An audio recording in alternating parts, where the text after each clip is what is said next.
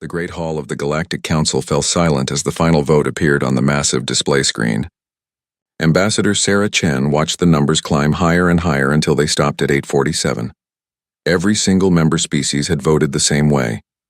Humanity was banished from civilized space. Chairman Vexhi's 4 eyes blinked slowly as he read the official statement. His voice echoed through the chamber without emotion. The Council finds that humanity poses a continuing threat to galactic stability. Their unpredictable nature, excessive emotional responses, and dangerous tendency toward innovation make them unsuitable for membership in civilized society. Sarah Chen stood up from her seat in the human section. She was alone now. The other human diplomats had been recalled weeks ago when the trial began. The alien representatives expected her to shout, to argue, to make one of those passionate speeches humans were known for. Instead, she simply nodded. "The Human Federation accepts the Council's decision," she said in a calm voice. "We request 6 months to evacuate our colonies and withdraw from all Council territories." The silence in the hall grew deeper. This was not how they expected humans to react. Where was the anger? Where were the threats? Chairman Vexhi's tentacles twitched nervously. 6 months is acceptable, he finally said. All human presence must be removed from Council space by then. Sarah Chen bowed slightly. It will be done. She gathered her papers and walked out of the hall. Her footsteps echoed in the silence behind her. Within hours, the evacuation began. On every human world, in every space station, at every research facility, the same message arrived. Pack everything. Leave nothing behind. Go quietly. The speed of the human response surprised everyone. Ships that had been scattered across the galaxy suddenly appeared at human colonies. Massive cargo vessels began loading equipment, personal belongings, and entire families. Space elevators worked around the clock, moving people and supplies to the waiting ships. On New Terra, the most successful human colony, Mayor David Rodriguez watched families stream toward the spaceport. Children carried their pets in travel cages. Parents loaded photo albums and family treasures onto hover carts. Old people said goodbye to gardens they had spent decades growing. "Are we really just giving up?" asked Dr. Lisa Park, the colony's chief scientist. "After everything we built here?" Rodriguez looked out at the city they had carved from wilderness 50 years ago. The gleaming towers, the green parks, the schools where human and alien children had played together. Sarah's orders were clear. "We leave quietly and with dignity." "But this is our home too," Dr. Park said. "Was our home," Rodriguez corrected. "Now we make a new one." Across the galaxy, similar scenes played out on dozens of worlds. Human traders closed their shops and transferred their businesses to alien partners. Human teachers said goodbye to their students and handed over their lesson plans. Human doctors finished treating their patients and trained replacements in their techniques. The aliens watched with growing confusion. They had expected protests, legal challenges, maybe even violent resistance. Instead, humans packed their belongings with the same efficiency they showed in everything else. They left detailed instruction manuals for the equipment they could not take. They paid all their debts and honored all their contracts right up to the departure date. Captain Maria Santos commanded one of the last ships to leave the Kepler system. As her vessel pulled away from the mining station where she had worked for 10 years, she sent a final message to the Tharaki manager who was taking over operations. "All the equipment is in perfect working order," she said. "The maintenance schedules are programmed into the computers. The safety protocols are clearly marked. You should have no problems." Manager Clickstar watched the human ship disappear into hyperspace. The mining operation continued exactly as before. The automated systems hummed along perfectly. Everything was running smoothly. On the diplomatic station orbiting Proxima Centauri, Ambassador Chen made her final report to Earth.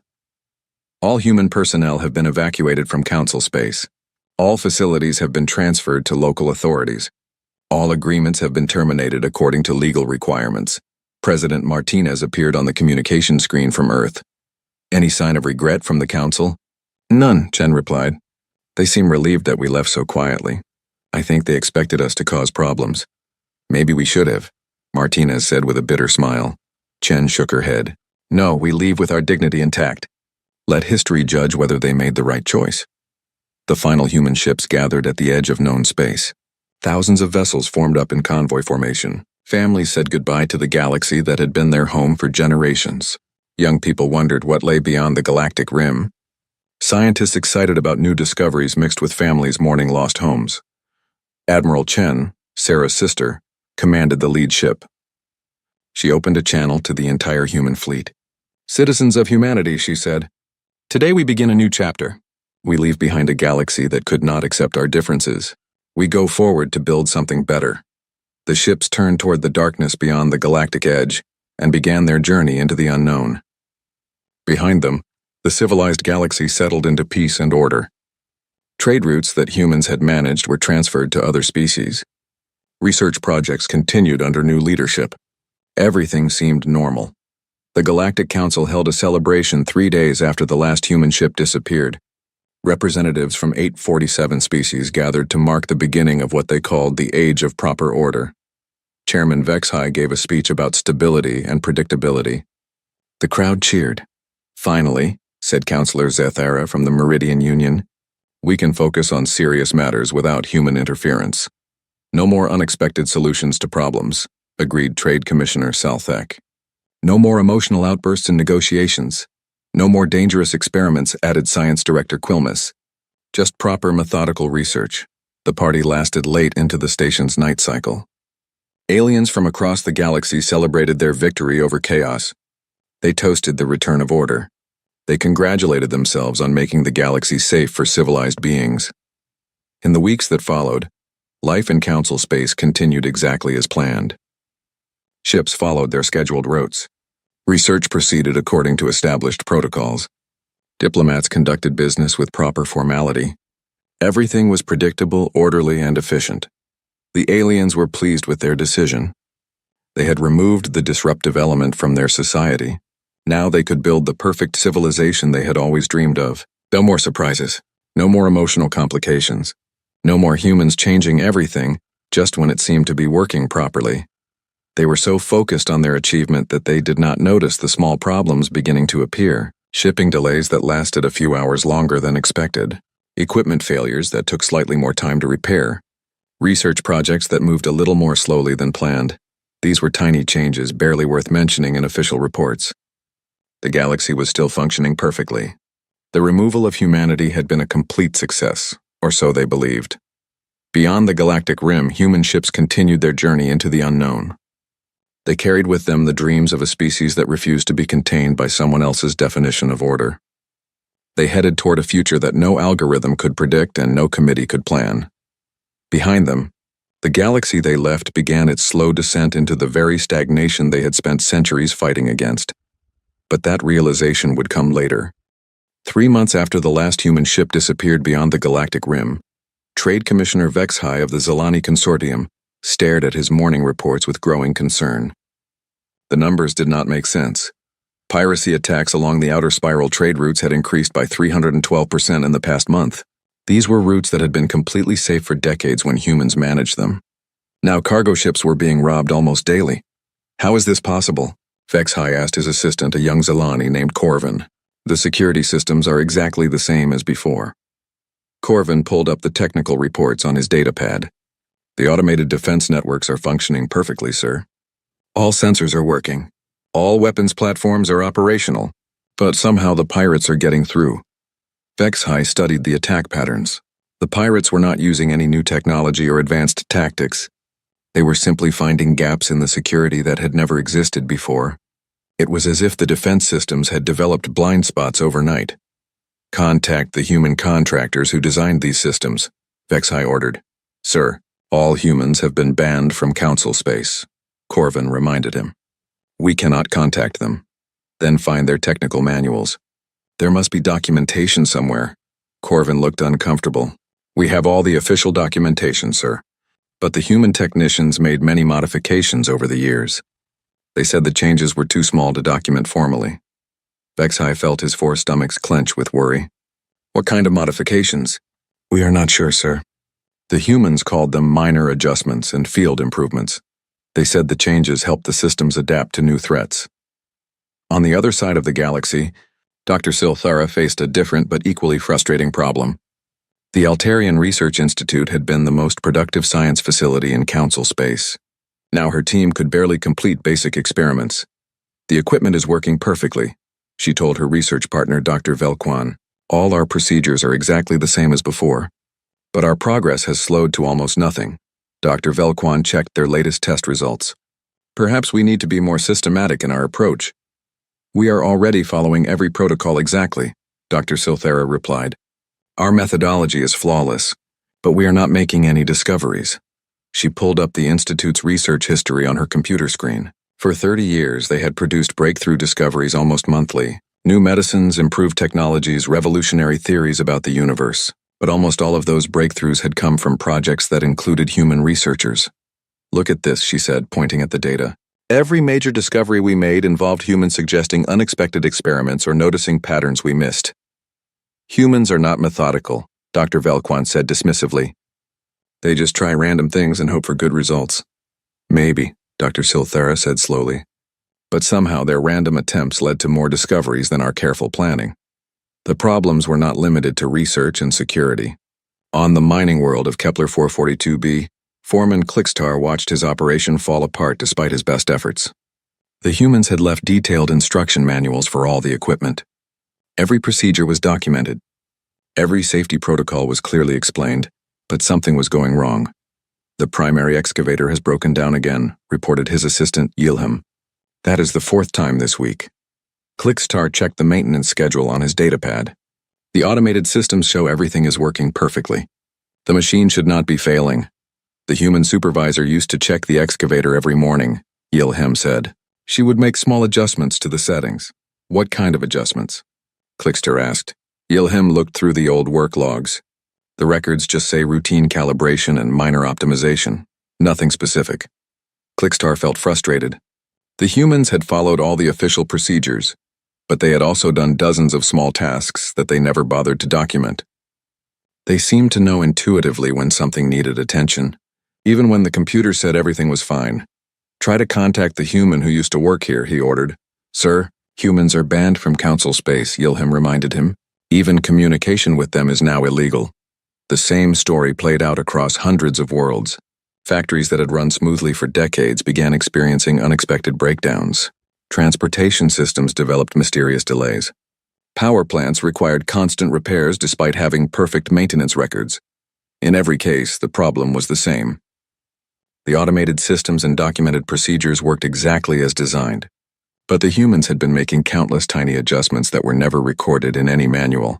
They had been solving problems before those problems became serious enough to trigger official alerts.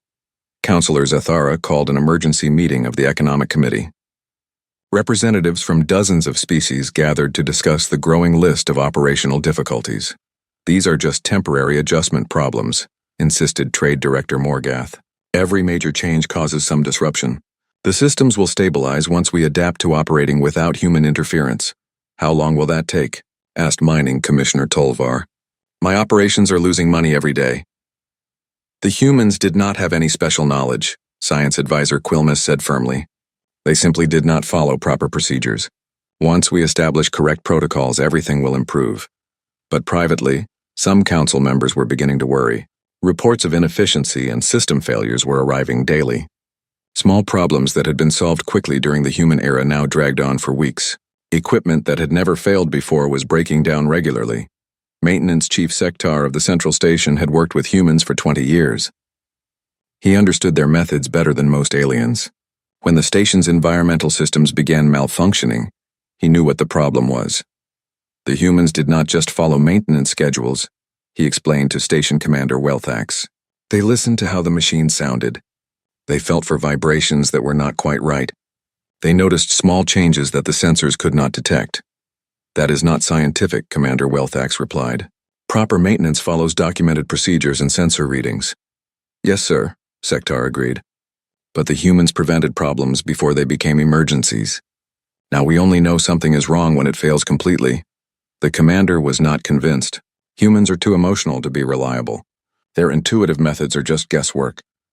3 weeks later, the station's main power generator exploded without warning. All the sensors had shown normal operation right up until the failure. The backup systems prevented a disaster, but the investigation found evidence that the generator had been developing problems for months. A human technician would have noticed the subtle signs and repaired it before it failed. Similar incidents began occurring throughout council space. Systems that had been reliable for decades suddenly became unpredictable. The careful order that the aliens had worked so hard to achieve was developing cracks. But the council leadership refused to admit there was a serious problem. They issued statements about temporary difficulties and adjustment periods. They promised that new procedures would solve all the issues. They insisted that removing the chaotic human element had been the right decision. The problems continued to grow. Dr. Silthera made one last attempt to understand what had changed. She reviewed every research project her institute had completed in the past 5 years. The pattern was clear and disturbing. Projects with human researchers had produced unexpected breakthroughs by exploring ideas that seemed illogical. Projects without humans had followed established methods and achieved predictable results. The difference was not just productivity, but the kind of discoveries being made. We are not thinking of new ideas, she realized. We are only improving old ones. Without humans to suggest wild experiments and pursue impossible theories, scientific progress had slowed to a crawl. The galaxy was becoming more efficient at doing what it already knew how to do, but it was losing the ability to discover anything truly new. The first cracks in galactic civilization were spreading, but most aliens still believed they could be repaired with better planning and stricter procedures. They did not yet understand that they had banished the very thing that kept their society from breaking apart. 1 year after the human exodus, General Thakmor of the Vorthak Empire stood in his command center watching his military fall apart. The massive display screens showed red warning indicators across half their territory. 3 different rebel groups had attacked their outposts in the past week, and his forces had failed to stop any of them. How did they break through our defenses? He demanded from his staff officers. Colonel Vextar consulted his tactical reports. Our forces followed standard attack protocols exactly, sir. Every maneuver was executed perfectly according to the manual. Then why did we lose? General Thakmor's voice echoed through the command center.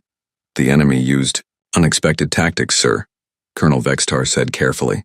They did not follow conventional military doctrine. General Thakmor slammed his clawed hand on the console. Our doctrine has worked for centuries. It is based on mathematical analysis of optimal strategies. What he did not want to admit was that Vorthak military doctrine had worked because human officers had been there to adapt it when situations changed. The humans had never followed the rules exactly. They had modified tactics on the spot, found creative solutions to impossible problems, and somehow made the rigid Vorthak system flexible enough to handle real combat. Now, when battle plans failed, Vorthak commanders had no idea what to do next. They could execute the standard procedures perfectly, but they could not think of new approaches when the old ones stopped working.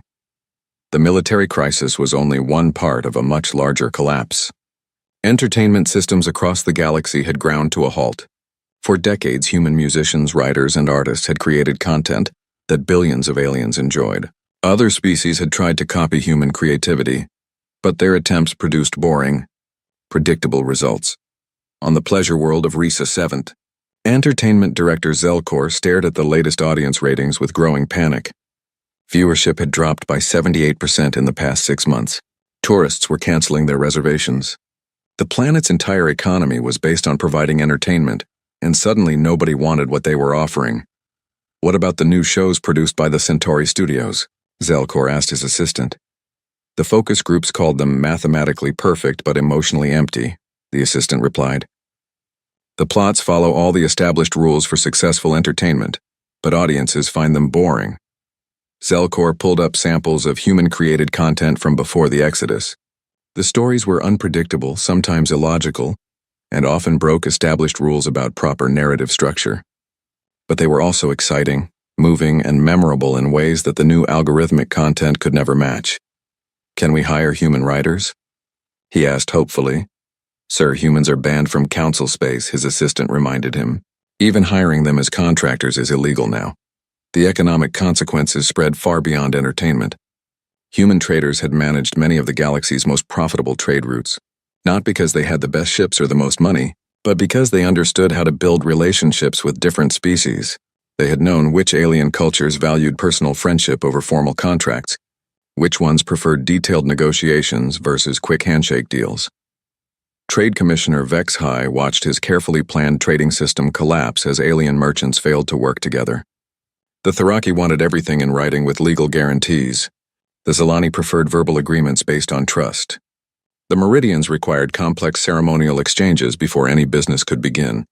Human traders had somehow navigated all these different requirements and made everyone happy.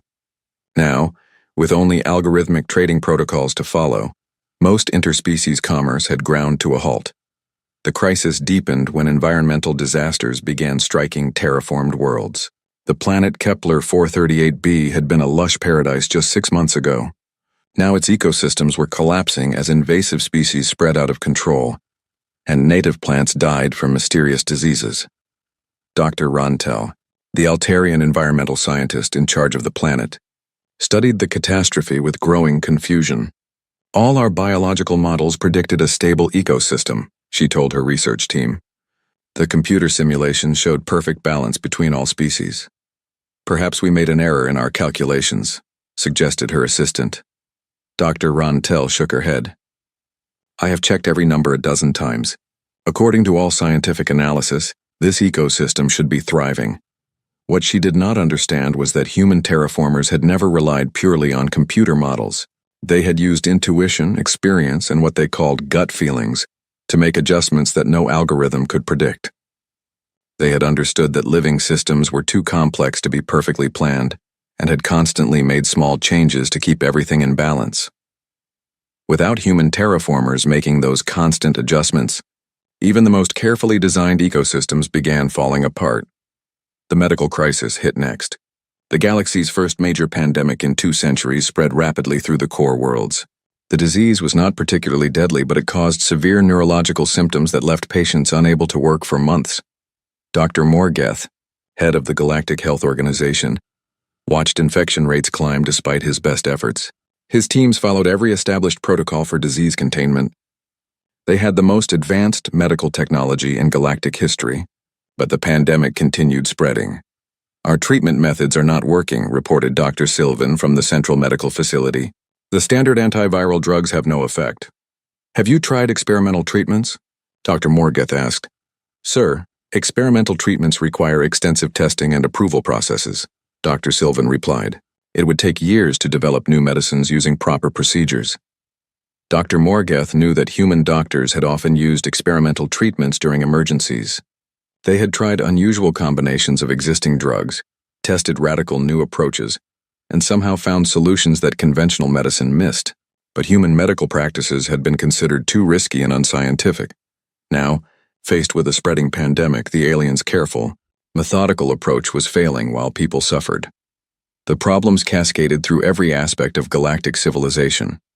Agricultural systems that had fed billions began failing as crop diseases spread faster than scientists could study them.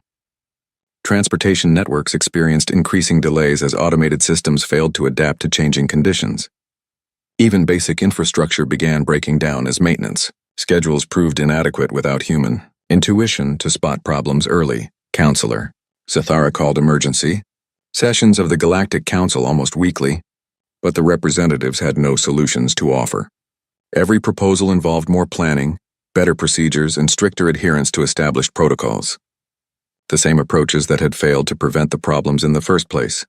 We need to be more systematic, insisted Science Director Quilmes during one heated debate. The problems are occurring because we are not following proper procedures. We are following every procedure exactly. Trade Commissioner Vexhai shot back. The procedures are not working. Then we need better procedures, Quilmes replied stubbornly.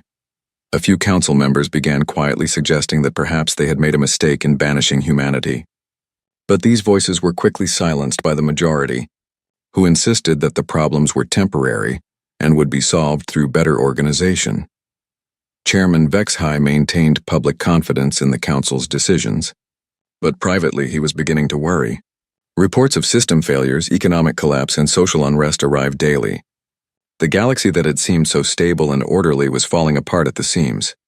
He pulled up historical records of previous galactic crises and made a disturbing discovery. Every major emergency of the past century had been resolved through human intervention, not through human technology or military power, but through their unique ability to find unexpected solutions and adapt to changing situations. The Meridian Plague had been stopped by human doctors who tried experimental treatments that violated every medical protocol. The Outer Rim War had ended when human diplomats convinced natural enemies to work together. The great economic collapse had been reversed by human economists who ignored traditional theories and implemented radical new policies. In every case, the humans had succeeded by doing exactly what the Council had banned them for: being unpredictable, emotional, and innovative. Chairman Vex High closed the historical files and stared out at the stars beyond his office window. Somewhere out there, beyond the galactic rim, humanity was building a new civilization. They had been gone for only 1 year, but already their absence was destroying everything the Council had worked to preserve. The galaxy was learning a painful lesson about the difference between order and stagnation. Without chaos to drive change, even the most perfect system would eventually break down, and they were running out of time to fix it. 18 months after the human exodus, the galaxy exploded into its first major war in over 2 centuries. The conflict began with a simple trade dispute between the Vorthak Empire and the Meridian Union over mining rights in the outer spiral. Within weeks, it had drawn in dozens of species and spread across 3 sectors. Admiral Kreshitar of the Vorthak Imperial Fleet watched his forces engage the enemy fleet above the contested world of Sigma Draconis.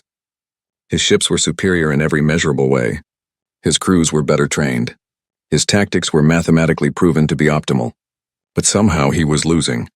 "Report from the 3rd Battle Group," his communications officer announced. "They have suffered heavy casualties and are requesting new orders." Admiral Kreshitar studied his tactical display with growing frustration. The enemy was not following any recognized military doctrine. Their movements seemed random, almost chaotic. But every time his forces tried to exploit what looked like tactical errors, they found themselves walking into traps. "Have they changed their attack pattern again?" he asked his tactical analyst. "Yes, sir. This is the 4th different formation they have used in the past hour," the analyst replied. "Our combat computers cannot predict their next move." What Admiral Kreshitar did not understand was that the Meridian forces were not following any plan at all. Their human military advisors had been banished along with all other humans. Now their commanders were improvising desperately, trying anything that might work. Their random tactics were succeeding precisely because they were impossible to predict. The war dragged on for months with neither side able to achieve victory. Both fleets were designed to fight according to established military principles. When those principles failed, they had no backup plans. The conflict that should have been decided in weeks became a grinding stalemate that consumed resources and lives with no end in sight. The war was just one symptom of the galaxy's deeper crisis. Council member Kalthus of the Meridian Union made a disturbing discovery while researching historical precedents for the current emergency. She had been looking for similar wars in galactic history to understand how they had been resolved. What she found changed. Everything, every major crisis in the past century was resolved by humans, she told her research assistant, Dr. Velkun. "Not just some of them, all of them." Dr. Velkun looked skeptical. "Surely other species contributed to these solutions." Kalthus pulled up the historical records on her computer screen. "Look at the data. The Meridian Plague ended when human doctors ignored safety protocols and tested experimental treatments on themselves. The Outer Rim Rebellion stopped when human diplomats convinced 3 enemy species to form an alliance that everyone said was impossible." She scrolled through more examples. The Great Trade War, resolved by human economists who proposed a completely new monetary system that violated every established principle of galactic finance. The Zeta Reticuli incident, prevented from becoming a full war when human negotiators spent 6 months living with both sides and somehow got them to understand each other's perspectives. Dr. Velkun studied the files with growing unease. "What about more recent crises?" "The same pattern," Kalthus replied. "The agricultural blight of 10 years ago. Solved when human scientists created hybrid crops that should not have been biologically possible. The Centauri system collapse, prevented when human engineers built a solar stabilizer using improvised technology that no computer model said would work. The evidence was overwhelming and terrifying. For over a century, human unpredictability had been the galaxy's safety valve.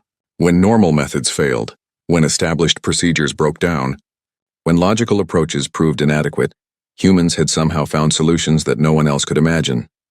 Now they were gone, and the galaxy was discovering what happened when an ordered system had no way to adapt to unexpected problems. The discovery came too late to prevent the next catastrophe. The Xerox Federation, desperate to end the ongoing war, decided to use their most advanced diplomatic protocol to negotiate peace. They had spent decades developing an algorithmic approach to conflict resolution that could analyze any dispute and propose optimal solutions. Ambassador Thelvar of the Xeric Federation arrived at the peace talks confident that their system would succeed where traditional diplomacy had failed. The computer algorithms had analyzed thousands of historical treaties and identified the mathematical principles behind successful negotiations. The talks lasted exactly 4 hours before they collapsed into chaos. Your proposed solution is completely unacceptable, declared General Thakmor of the Vorthak Empire. The algorithm indicates this is the optimal outcome for both parties. Ambassador Thelvar replied calmly. Your algorithm does not understand Vorthak honor, General Thakmor growled. We cannot accept terms that make us appear weak to our enemies. Ambassador Thelvar consulted his computer tablet. Honor is an emotional concept that interferes with rational decision-making. The algorithm has eliminated such factors to achieve pure logical solutions. The Vorthak delegation walked out immediately. Within hours, they had declared war on the Xeric Federation as well. Instead of ending one conflict, the algorithmic diplomacy had started a new one. Human diplomats had succeeded because they understood that emotions, pride, fear, and cultural traditions were not obstacles to overcome, but essential factors to work with. They had spent time learning about alien cultures, building personal relationships, and finding creative compromises that satisfied everyone's emotional needs as well as their practical requirements. The algorithmic approach ignored all of these human elements and failed catastrophically. The independent systems alliance faced its own crisis as member worlds began withdrawing from the Confederation. The alliance had been held together by informal networks of trust and friendship, most of which had been maintained by human traders and diplomats. President Morketh of the Alliance Council watched his government fall apart as communication between member species broke down. The formal treaties that defined the alliance were still valid, but the personal relationships that made it actually work had disappeared with the humans. The Altarians are refusing to honor their defense commitments, reported his chief of staff. They say the formal language of the treaty is ambiguous. What about the Centauri? President Morketh asked. They are demanding renegotiation of all trade agreements. They claim the current terms are unfair.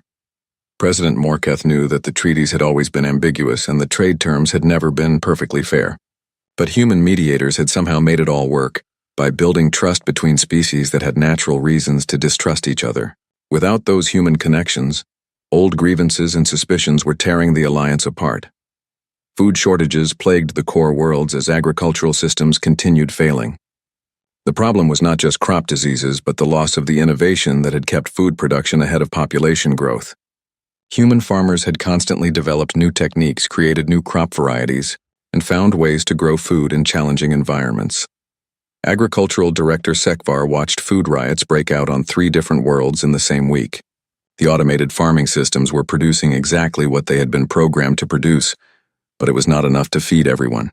Can we increase production? He asked his technical staff. Not without modifying the existing systems, his chief engineer replied. But any changes would require extensive testing and approval processes. How long would that take? At least 5 years, sir. Maybe 10. Sekvar knew that human farmers would have found solutions in 5 weeks, not 5 years.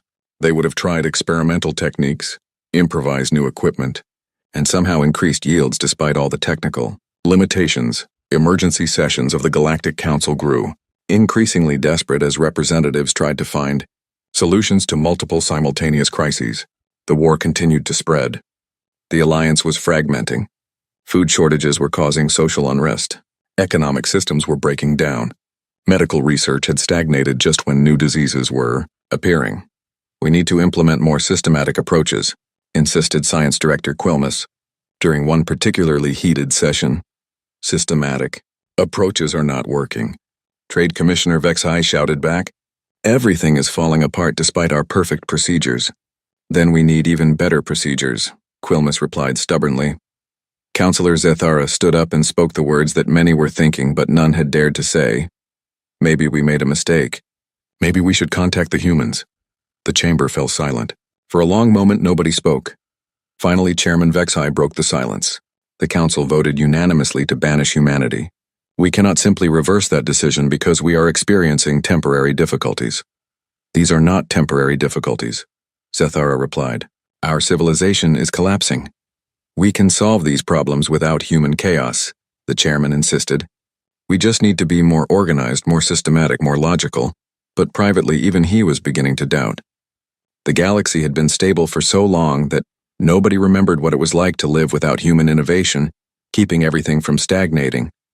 They had mistaken the absence of major crises for proof that their system was perfect, not realizing that humans had been preventing those crises from happening in the first 2 years after the human exodus. Galactic Council Chairwoman Zethara led an unprecedented mission beyond the galactic rim. Her ship, the Harmony of Worlds, carried representatives from 50 different species and carried with it the desperate hope of a dying civilization. The journey to human space took 3 weeks, following signal traces and energy signatures that their best scientists had detected. What they found when they arrived defied all their expectations and calculations. Are these readings correct? Chairwoman Zethara asked her science officer, staring at the sensor display in disbelief. I have checked them 5 times, Chairwoman, Dr. Silthara replied.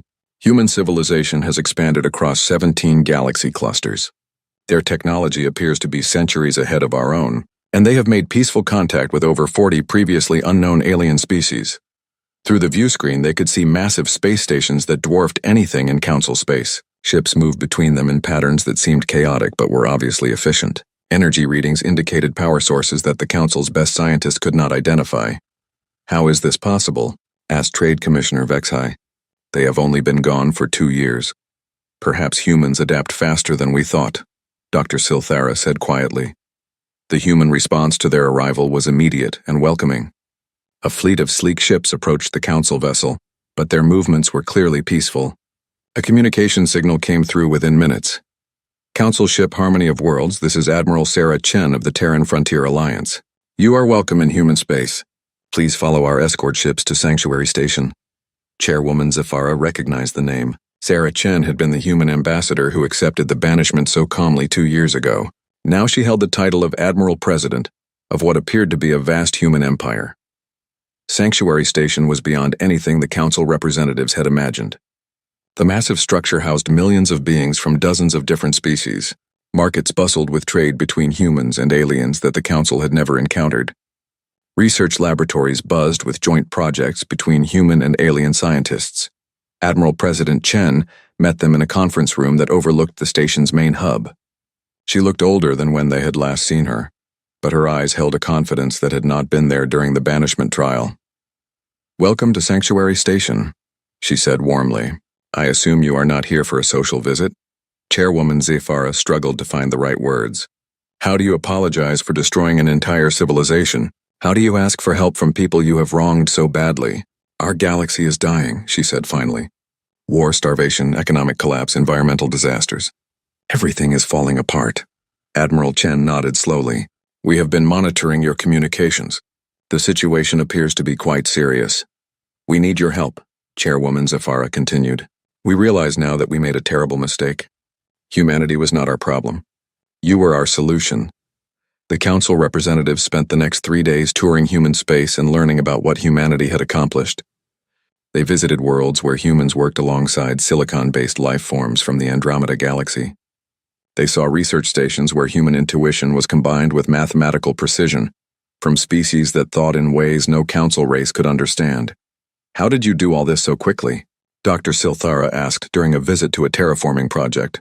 Dr. Maria Santos, the human scientist leading the project, smiled. We did not have to spend time following procedures that did not work. We could experiment freely, try new approaches, and learn from our mistakes. But surely you made many errors without proper oversight, Dr. Silthara said. Of course we did, Dr. Santos agreed. But we learned from them quickly and tried again. Fast failure and rapid adaptation work better than slow perfection that never comes. The alien representatives began to understand what they had lost. Human civilization had not just survived banishment. It had thrived because it was free to be what it naturally was, adaptable, innovative, and unafraid of change. On the 3rd day, Admiral Chen called a formal meeting with the entire Council delegation. She sat across from them in the same conference room where they had first met. But now the power dynamic was completely different. You came here to ask for our help, she said directly. What exactly are you proposing? Chairwoman Zafara took a deep breath. We want humans to return to council space. We will rescind the banishment order and restore full membership to humanity. As subjects of the Galactic Council, Admiral Chen asked. Yes, of course, Chairwoman Zafara replied. With full representation and voting rights. Admiral Chen was quiet for a long moment. Then she shook her head. That will not work. We can offer better terms, Trade Commissioner Vex High said quickly. Expanded trade rights, priority status in council decisions. You still do not understand, Admiral Chen said gently. We told you that you were our chaos, but you never understood that you were our stagnation. You gave us order and we gave you growth. You offered us stability, and we provided you with hope. It was symbiosis, not parasitism. She stood and walked to the window overlooking the bustling station. For centuries you kept us in line just enough to prevent us from becoming completely unpredictable. And we kept you moving forward just enough to prevent you from becoming completely static. Neither of us could survive alone for long. Then come back, Counselor Zathara pleaded. Help us rebuild what we destroyed. We will help, Admiral Chen said. But not as your subjects. We will come back as your equals, as partners in something new. She turned back to face them. No more Galactic Council making decisions for everyone. No more rules that prevent species from being what they naturally are. We propose a new kind of organization. A confederation where different approaches to problems are seen as strengths, not weaknesses. Dr. Silthera leaned forward. What would that look like? Chaotic human intuition working alongside methodical alien logic, Admiral Chen replied. Emotional decision-making balanced by rational analysis. Innovation encouraged rather than controlled. Diversity celebrated rather than eliminated. The council representatives spent hours debating the proposal. Some worried about giving up the order and control they had worked so hard to maintain. Others argued that their system had already collapsed and they had nothing left to lose. In the end, desperation won over pride. We accept your terms, Chairwoman Zafara announced. How do we begin? Admiral Chen smiled. We start small. Joint colonies in the Outer Rim where humans and aliens work together as equals. Research stations where different ways of thinking can combine to solve problems neither could handle alone. Trade partnerships based on mutual benefit rather than council regulations. And if these experiments succeed? Asked Trade Commissioner Vex High. Then we expand them gradually until the entire galaxy learns that civilization is not about eliminating differences. Admiral Chen replied. It is about harmonizing them. The first joint human-alien colony was established 6 months later on a world at the edge of council space.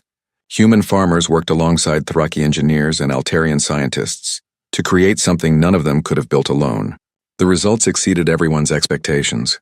Within a year, dozens of similar projects were underway. Human innovation combined with alien precision to solve problems that had seemed impossible. Economic systems that balanced efficiency with creativity. Military strategies that used both logic and intuition. Research projects that produced breakthrough discoveries by combining methodical analysis with wild experimentation. The galaxy slowly began to heal. The wars ended not through victory, but through creative compromises that satisfied everyone's needs. Food production increased as human innovation was combined with alien agricultural science. Medical research accelerated as emotional human doctors worked with logical alien researchers to find treatments that neither could develop alone. 5 years after the Exodus, the Galactic Council formally dissolved itself and was replaced by the Confederation of Worlds. The new organization had no single ruling authority and no universal laws. Instead, it provided a framework for different species to work together while remaining true to their own natures.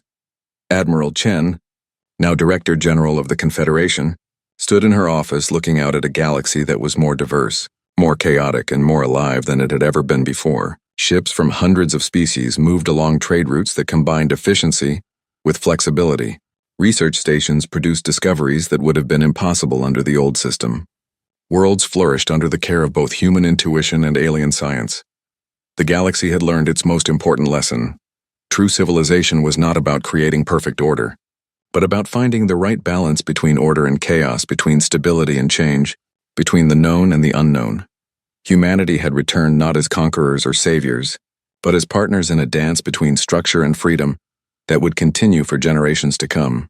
The future was unpredictable again, and that made it full of possibilities. For the first time in centuries, the galaxy was truly alive.